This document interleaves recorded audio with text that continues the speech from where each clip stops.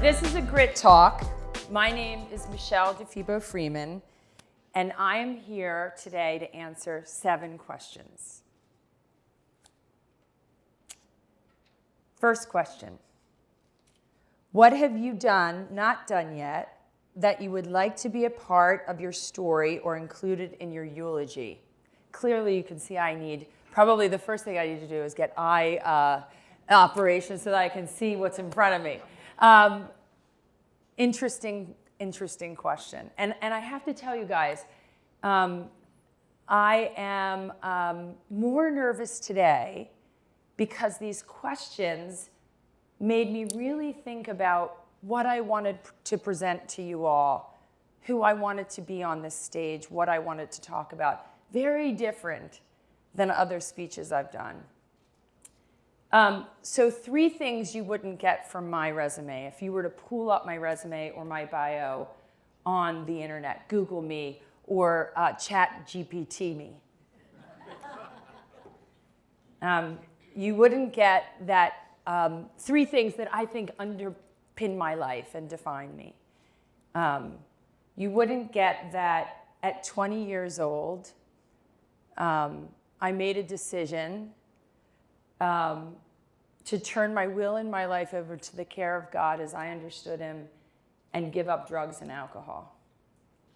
I was an addict.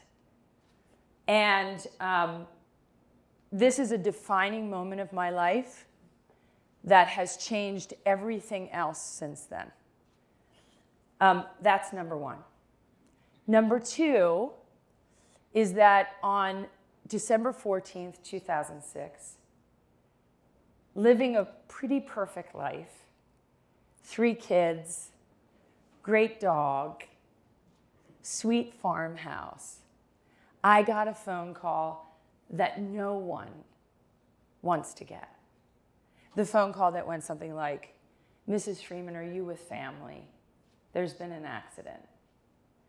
And while I watched my kids make cookies, Christmas cookies, because it was right before the holiday, the thought I had was, let me put them to sleep one more time, thinking that they have a dad. That was a real thought for me. I took them upstairs. I went into the office. I called the state police, and they confirmed that my husband, Josh Freeman, had been killed in a helicopter accident.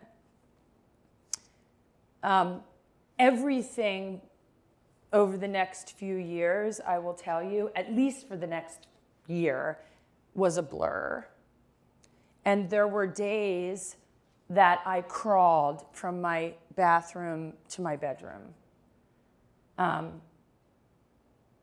don't know why I continued to get up in the morning and think that I should be the CEO or that it mattered that I put clothes on and presented to my kids, that life goes on. But that is what I thought, and that is what I did. I do believe that at that point, I was being cared for by a power greater than myself, right? Like, I don't think that was me or strength. I think that was faith. I think that was connection. I think that was a beautiful Italian family. I think that was access to mental health care. I think that was good friends. So you'd think that that would be enough. But then I fell in love 8 years later. Took me a long time to find a guy as great as Josh Freeman. And really believed I'd spend the rest of my life with that person. And got another phone call as he was in India doing a humanitarian trip, as Matt Haley would do. And got a phone call that he had been hit by a truck on the back of a motorcycle, and that chances were he was not going to make it. And I tell you these 3 things because, as I said, they're not on my resume. They underpin my life. And as friends of me will tell you, they are the underpinning of a book that I have yet to write, but I know is in me. And I know it's important to write because it speaks about forgiveness. I have no malice toward the person who hit Matt Haley or drove Josh Freeman. Somewhere through faith, mental health support, I've been able to accept that this is my life. And I also believe that somewhere in that pain, I have found my purpose. And I would say to you that although we think of hard things like what I just described as what you'd wish on no one, there is a part of me that knows that who I am standing in front of you, I had to walk through all three of those things to get to where I am. And I speak to you not as a CEO or lucky enough to be in the NBA and the NHL and all these cool things that have happened, but as a human who today feels pretty whole in spite of everything. Feels pretty whole. Not always like that, by the way. Not always like that. So my eulogy, I hope, as the question asks, what have you not done yet? It would be write a book about that. What it is to look at your life and say, I'm not a victim of the things that happened to me.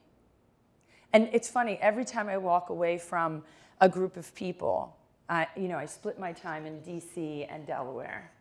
I'm lucky enough to have been raised in this great little state. And I walk away from people and I hear people say, oh, that's the girl. That's the woman. And I choose for that not to define me today. You know? I choose to be defined by the fact that I have 3 brilliant, beautiful children, good friends, a company that's doing good work, and foundations that are helping people. That's what I choose to be defined with. So that's what I'd like my eulogy to say. Next question. How has failure or parent failure set you up for later success? Do you have a favorite failure? 2 stories. One is that Patty Grimes is in the audience. I worked for Patty Grimes. She will tell you that it was a very hard time in her life. I was her assistant. When I first started working at Freeman Companies, I was in my 20s. I was a single mother with a child I had chose to have on my own, 2 years sober. And I was working for my father-in-law, and I kept being, and people that work for me have heard this, and if they're in the audience, I apologize. I kept being moved from place to place. So I was like, Patty's assistant. I knew I wasn't a great assistant. I never got her the end airplane seat. Then I would be moved to the rental department. Then I was in the sales department. Then I was in management. Then I was the sales concierge in new home sales. But here's the really extraordinary thing. And I thought this was failure, right? Gosh, I can't really, these people keep letting me go and putting me in some other division. Whether that's dharma or divinity, whatever you choose to call your God, I ended up owning that very company and being the CEO. And so I look back at that failure and think, every point I was learning about the company I would lead. I knew what it was to rent something at Sea Colony. I knew what it was to ask someone to sign a check to buy a house and what that transaction felt like for them and me as a salesperson. And I knew what it was important for people to live in community, what that meant. And all of that time made a difference. At the same time I was doing that, I just said I had a child who's a brilliant young man today, Nick Freeman. And at 26 years old, I was on food stamps, fact. I would pick those food stamps up at the Pyle Center in Sussex County. And because I was ashamed of using food stamps in front of people that might see me, I would drive to the Acme, if any of you are Sussex Countyans, on 113, and I would do my food shopping there so that nobody would see me. Again, you might think that being on food stamps is a failure. But here's what I'll tell you, that 26-year-old now runs a private family foundation that gives out between $2 and $4 million a year in grants to people who need compassion and empathy. You know, being poor shouldn't have a connotation of shame. And for whatever reason in this country it does. And we look at the poor in this country and expect them to be something different. They should be better. We don't look at the middle class and say they should fly in private planes, but we do that to the poor. And so, although that was failure, right? You might have said that was failure for that 26-year-old to pick up our food stamps. For me, it was proving ground. It was the empathetic start of a journey of understanding, like, this person may need something today and they may not need it tomorrow. And you can treat someone who's in need with respect and dignity. So, important failures for me, both. Or not failures. I refuse to call food stamps failures. I think food stamps are just help that you might need. Help. In the last 5 years, what new belief, behavior, or habit has most improved your life? I don't know about you all. I'm 56 years old. I used to want to be very skinny. That was my thing. Like, that's, every woman is told, every woman is told you should be stick thin. Today I want to be strong. And the new belief for me came probably starting a few years back, pre-COVID, doing yoga. And this mind-body connection, connected to aging, connected to feeling good. Again, probably for me, not drinking, not drugging, of being fully present in my body. You know, I remember the day of Josh's funeral, someone like put something in their hand, I'm sure it was some kind of drug, and said, "You need this." And I said, "No, I want to remember every detail. He deserves that. I deserve that. My kids deserve that." So for me, the new belief, you'll see me in Delaware walking down Route 1 very, very fast, listening to some podcast, not because I care about how many calories I'm burning anymore. It's because somewhere deep inside of me, the connection to physical activity has become about mental health. It's become about connecting who I am and what I'm facing in the day, anything.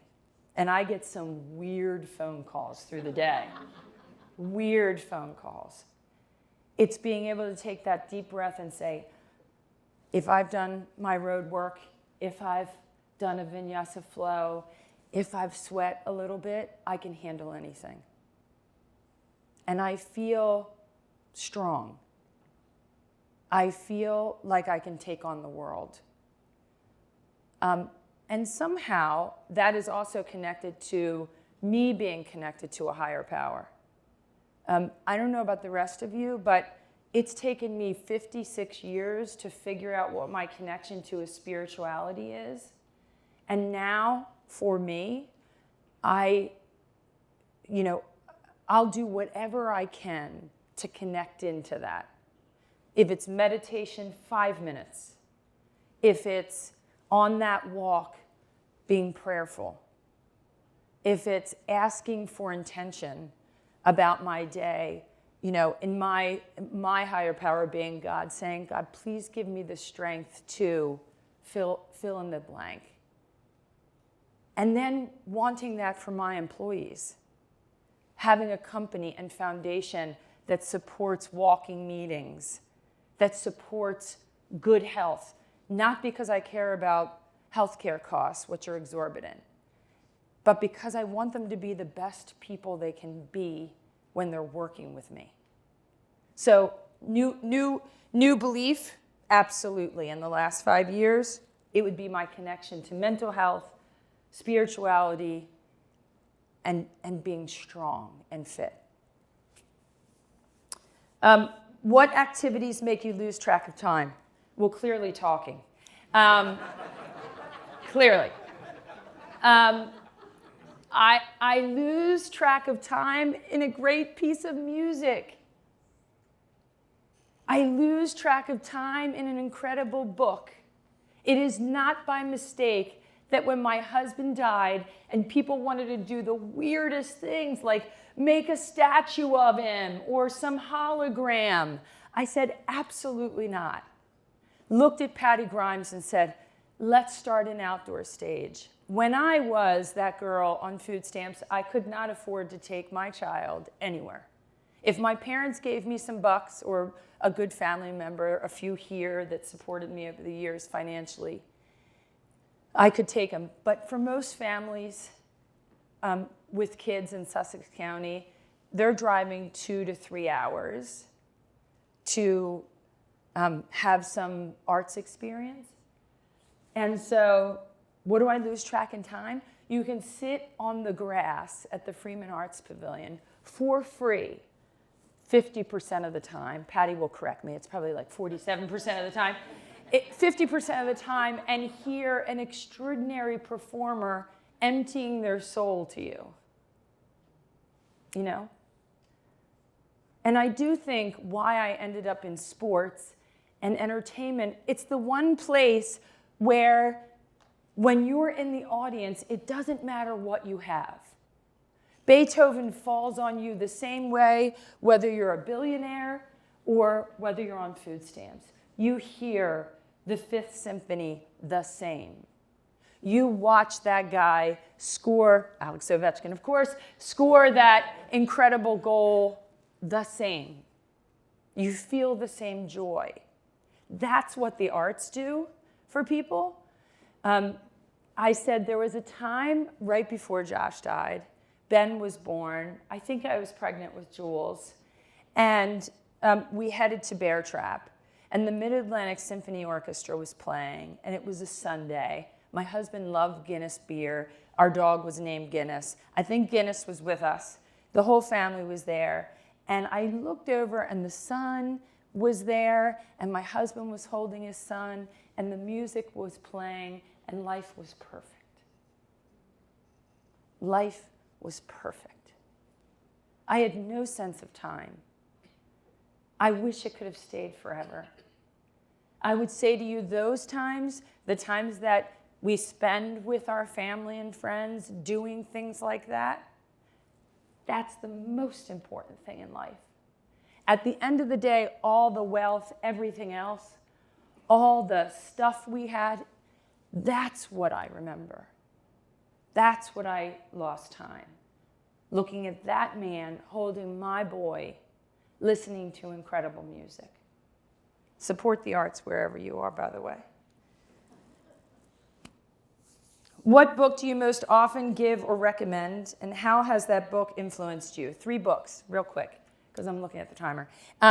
3 books. First is Covey, 7 Habits of Highly Effective People. Was the first time someone handed it to me where I went, oh, I have the power to be who I want to be. Beside the 12 steps that had really pinned my life and made me healthy again and whole and, relieved my suffering from addiction. These were 7 steps that were going to help me propel forward as a human being, as a business person. Sharpen the saw. First things first. And there is a chapter in Covey, again, I apologize for people who hear this from me all the time. I'm fascinated by paradigm. How you see me if I walk down the street, you'd go, wow, that's a nice girl, whatever. You'd never know what I just told you about me, what I've shared with you. And Covey, first chapter, describes being on a train in New York, father on the train, 3 kids. 3 kids are very misbehaved. People are very annoyed. If you've ever been in New York in the subway at rush hour, you'd understand. And people are very annoyed. And somebody finally looks at the father and says, why don't you take care of your kids? Why are they being so, annoying? And the father says, I'm so sorry, their mom just died. And Covey said, in 1 second, you could feel the shift in the train, the paradigm shift from judgment to compassion. We actually have that power all the time as human beings to go between those two. It's a choice. It was just with more information that they chose to choose compassion. The second book is one that changed my son's life. Who Moved My Cheese? And Who Moved My Cheese, this is the simple thing with Who Moved My Cheese. How would you live your life if you weren't afraid? The days after Josh died, I was afraid all the time. And I think just stepping forward was what that book said to me. Just keep moving forward, even in the face of fear, even though it's scary, even though you don't have a college education.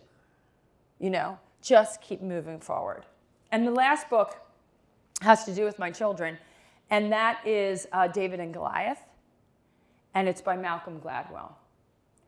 And it's, again, a paradigm shift, a theme here. And the paradigm shift was that after Josh died, I'll admit that I looked at my children as victims.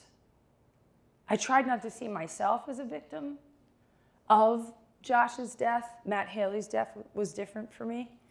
But I definitely looked at my kids as victims and felt sorry for them. And Malcolm Gladwell has a chapter where he says that they looked at all of the prime ministers of England, and like 68% of them had a parent that died before the age of 12. And then they looked at the US presidents, and they found that there was an inordinate number, the same, maybe 15 of the 46 US presidents had lost a parent before the age of 12. And what what Malcolm Gladwell maintained was that somewhere, you'd never wish on a child to lose a parent, but somewhere in there was, it created grit and resilience, and that it made these young people leaders, or it helped them become leaders. This idea that they had to overcome something so early in life. And so that shift in my mind from looking at my kids as victims to champions to their own selves was crucial.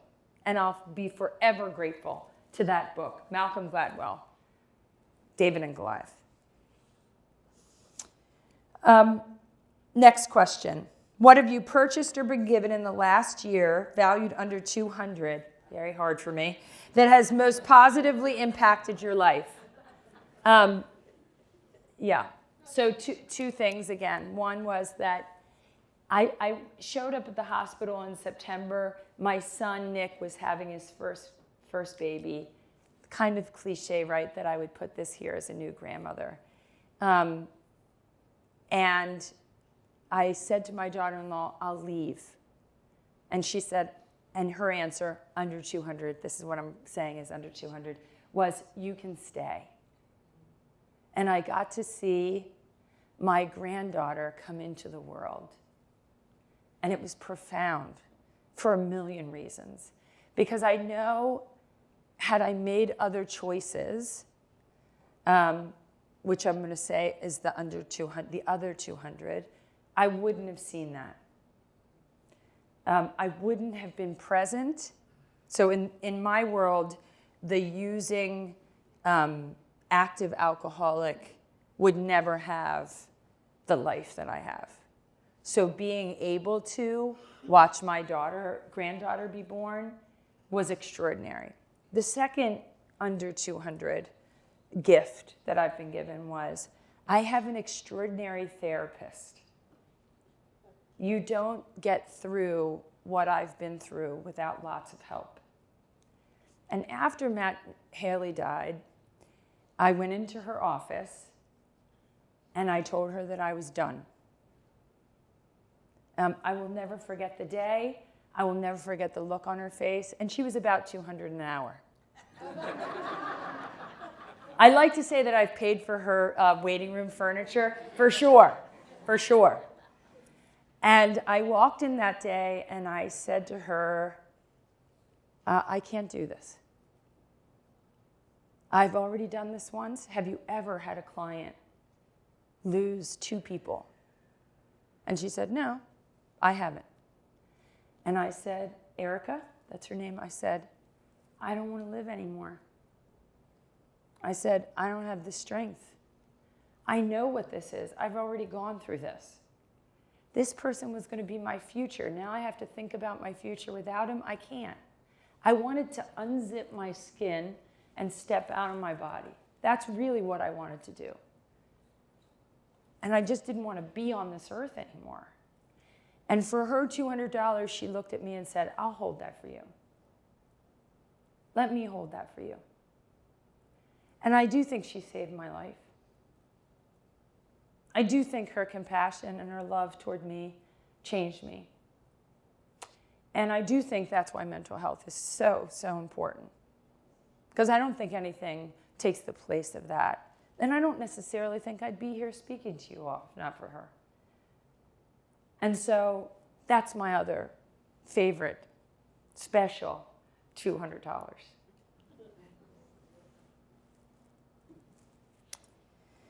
Last question, and I'm really over time. If you could broadcast a message to everyone in the world knowing it would be received and remembered, what would it be? Well, I mean, I feel like there are so many I'd want people to know about what I've learned, right? And so many spiritual things that I've learned as a human that I wish I could keep someone else from having to learn. Joseph Campbell said, every human, he actually said every man, but it's every woman and man, gets to the dark cave and has to walk. He said, this is the human story, right? We get to the dark cave and we have to walk through the cave. And we can stay on this side of it. We can stay on this side of the darkness, but then we never get to the other side. We never figure out what the next version of ourselves is. I guess what I would say to people, my middle son, and he'll kill me for saying this, had some anxiety. And we would, when he would get afraid, we would say, what are the chances that the worst thing you're thinking would happen? And we'd say, and the answer was always very low. And if the worst thing happens, will you be okay? And the answer is always yes. And so I think with friends, I guess my message would be that with friends, with family, with purpose, with love in your heart, with a connection to a higher power, with family, you can face anything. That would be my message. You can face anything. May not be pretty, and for sure days it was not. But one day at a time, one foot in front of the other, with a belief that you're going to be okay, you will be okay. Thank you, ladies and gentlemen.